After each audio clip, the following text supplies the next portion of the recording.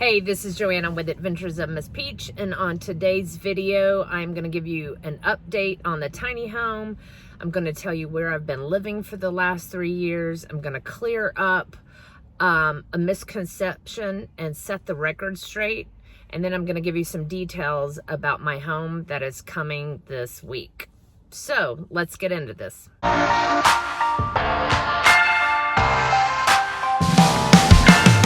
All right, so first of all, where have I been living? For 3 years, I have been living in a van. March of 2021, I went and bought a Ram ProMaster, lived in it, just figured it out, made my own bed and lived in it like a dorm. Lived in that till August, so basically like April till August, and then I traded the Ram ProMaster in and got this camper van that's already built out like as an RV.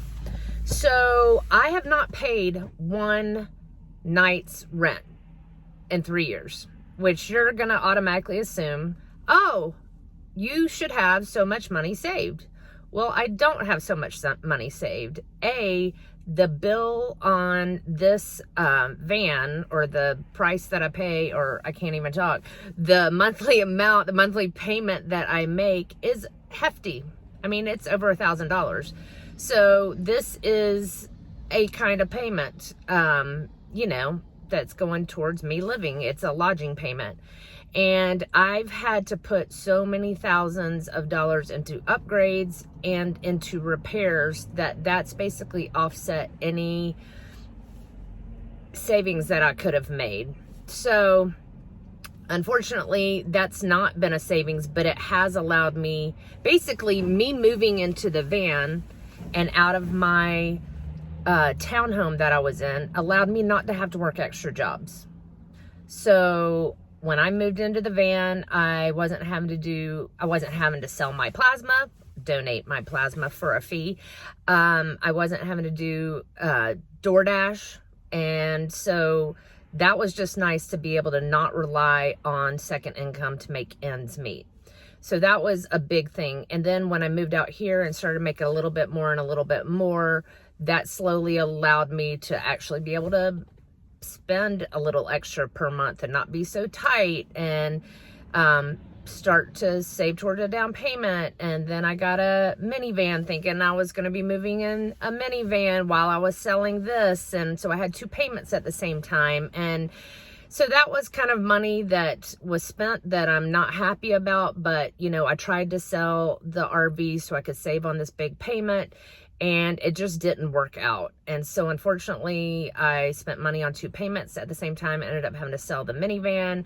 And so I have this, I'm gonna hold on to this for a little while, have it be where people could stay here in the van at the, if they wanted to come visit, if they wanted more of a private space versus being in a loft, and I can travel in it. So I'm gonna keep it for a little while. It's a little upside down, and I owe a little bit more than what I could probably get, especially with all the money that I've put into it, but even still for the amount that I owe. And my insurance is a really good price, and because it's a little bit older. And so all in all, because I don't travel and drive a ton, I am going to keep this, even though it's diesel, it costs a little bit more here. So where have I been sleeping? Oh, so that's the misconception that I wanted to clear up, is that no, I don't have some big savings. It would be fantastic if I had some big savings, but unfortunately that is not the case. But again, like I said, it's allowed me to not have to have a specific extra job. Do I do extra things like supervise soccer games and work extra days at the school to be able to make extra money if they offer them? Yes, I do that to make some extra money. Do I dog sit? Yes, but do I have to? No. So I do try to bring in money other ways, but I don't have to have like a door dashing job or some other job on the side. And so I'm very, very thankful for that. All right, so cleared up that misconception. But where have I been staying? I have stayed at Walmart's, I have stayed in business parks, I have stayed in neighborhoods, I have stayed at truck stops, I have stayed so many different places. Have I ever been asked to leave and had a knock on the door? Yes, I have. Has it been a big deal? No, it really hasn't. So I'm kind of used to it. Like sometimes I'll find certain parking lots, especially if I'm traveling, and take the chance and the risk that there might be a security that might stop me. So, and then if they ask you to move on, it's really not a big deal. Everybody is nice, and it's just not a big deal. And they might even recommend another place to go. I've stayed at Cracker Barrels. Over the last 2.5 years since I've been working in town, I've mainly stayed around town, like near a railroad track, in a neighborhood that's, you know, I'm trying to find a place that's not right in front of a house. It's actually not been so hard to find places. At some neighboring parks I've slept. There's one park nearby that I have gotten stopped by the cops, not stopped, but they've knocked if it gets too late, and because there are gates to that one, they never do close them, but because it could officially be closed and it says that it closes at dawn, they have made me leave when it's gotten dark. So, you know, that's okay. But I've stayed at other parks and nobody has said anything. So I take the risk. Recently, since last April-ish, May or March, when I got the minivan and I had 2 vehicles, so I couldn't just move around town, I had to park the minivan next to the camper van. And so I was basically stuck being in one spot. So I either stayed near the railroad tracks in our town, which is not in front of somebody's house, there's just like extra parking, or I stayed next to the school. Unfortunately,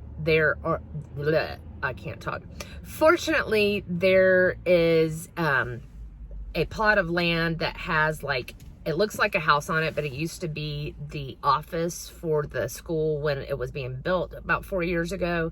And so nobody lives there, nobody occupies it. And so I just park in front of that, so I'm not bothering any neighbors. It's right across from the end zone of our school. And I'll insert some I will insert some pictures of what that looks like, what I wake up to in the morning, and what I can see, how I can see my van from, like, when I'm in the stadium. I'm not sure if I might end up putting those on the thumbnail. I'm not sure. But anyway, I just wanted you to be able to see the view that I've had. I've loved being in the downtown area of where I live. It's flat. It's in a valley. I've walked a lot. I've walked more than I've probably ever walked in my life, just around town or at the different parks around. Anyway, I've really, really enjoyed it. So I'm going to actually miss not living exactly where I live. I'm going to be living up on a ridge 10 minutes away. And it's going to be a different life. I'm not going to have the same view. Of course, I'll see it when I come to school and teach, but it's going to be different than not just stepping out of where I live and being able to walk right into town. So, and I went into town I paid somebody, a friend, to be able to shower, do laundry, etc. at her house. And so that was very, very convenient for me. Sometimes I drove there, sometimes I would walk. And if I wanted to go get something to eat, etc. And the laundromat was down the road. If I needed to do like extra loads, like sometimes I would use a laundromat if I wanted to get a lot done at once, because I was doing bedding, etc., because they had the big like king size loads that you could do there. So now I want to tell you a little bit about the tiny home that I have not mentioned so far.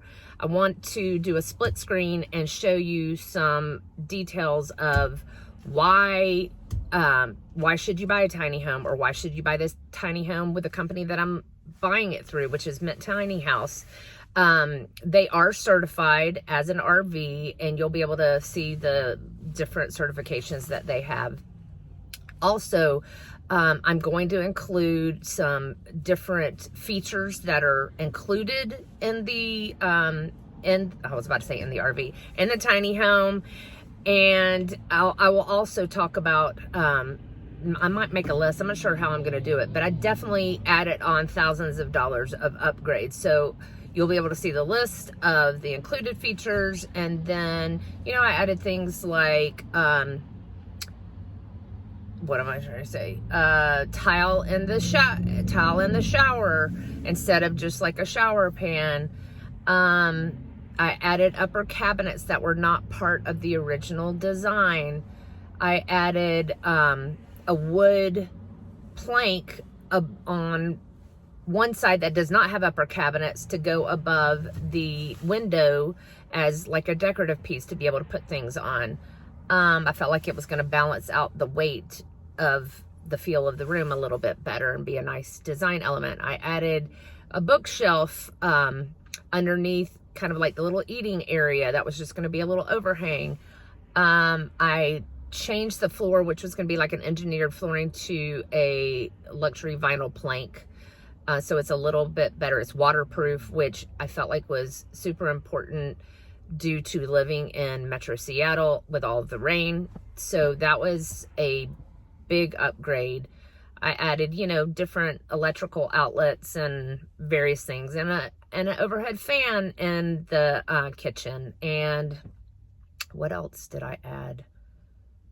I don't know. It all added up. I added a nice Nature's Head composting toilet. That's a lot of money. I added like a good hot water heater, and I did some other things that have to do with the electrical stuff and all of that. And I added a microwave. There wasn't a microwave. Trying to think of what else.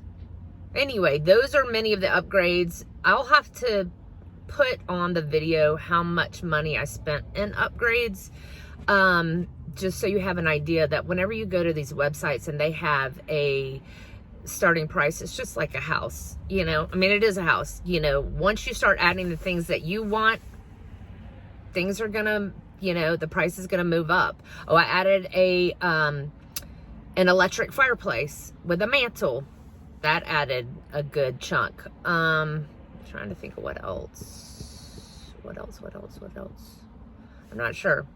So overall, I just wanted you to have an idea what the house, like I said, what the features are of the house, why it's good to buy this house, especially because it's certified. You can be able, it's roadworthy. It's 8.5 feet wide, 13.5 feet tall. It's just like an RV, this is a gooseneck one, so it's like having a fifth wheel. This one does weigh 20,000 pounds, so it needs to have a 1-ton truck.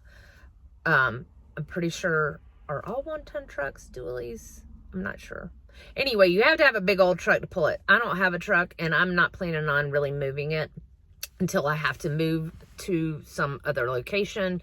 So I'm not really concerned about that right now. It's gonna be staying put. And I'm going to show a picture of the different outside color options that I had to choose from. Let's see. And I'm going to include pictures of the updated progress. There's some pictures I got last week, and then this is Saturday. Did I get it Monday? I guess I got it Monday, and then I'm going to get more pictures this coming Monday, and I'm hoping to post this Monday afternoon. So there'll be 2 little groupings of updated pictures, and this coming Friday is when it is delivered. I'm like, you can't even know how thrilled I am. I'm so excited. I've been living in super small area, and this weekend I'm spent so much money on going to Dollar Tree, and I'm about to go to Dollar General, to various Dollar Trees, hunting for my deals and treasures, because I've been finding a lot of awesome stuff for the house at really great prices, $1.25. Like, for example, this is in one of my hauls, these home with a heart dish drying mats. I got several because I might use them for other things too. But anyway, I got these are Bed Bath & Beyond overstock items that they ended up acquiring, and these are super awesome quality, and I got it for $5 each. I mean, you can't beat that. So, and they're so much nicer and bigger than the ones that Dollar Tree sells. So, and there's no way I would find that anywhere for $5. So I am it's definitely crowded in the van, and I'm just hanging on until next Friday when the tiny home is delivered. And I will keep you posted and let you know how that turns out. Thank you for joining me and learning a little bit more about my van life journey, where I've been, and how it's switching over to be the tiny home journey. So if you have not subscribed, please consider subscribing to learn more about my tiny home and to catch some Dollar Tree hauls and shop with me's and maybe some DIYs.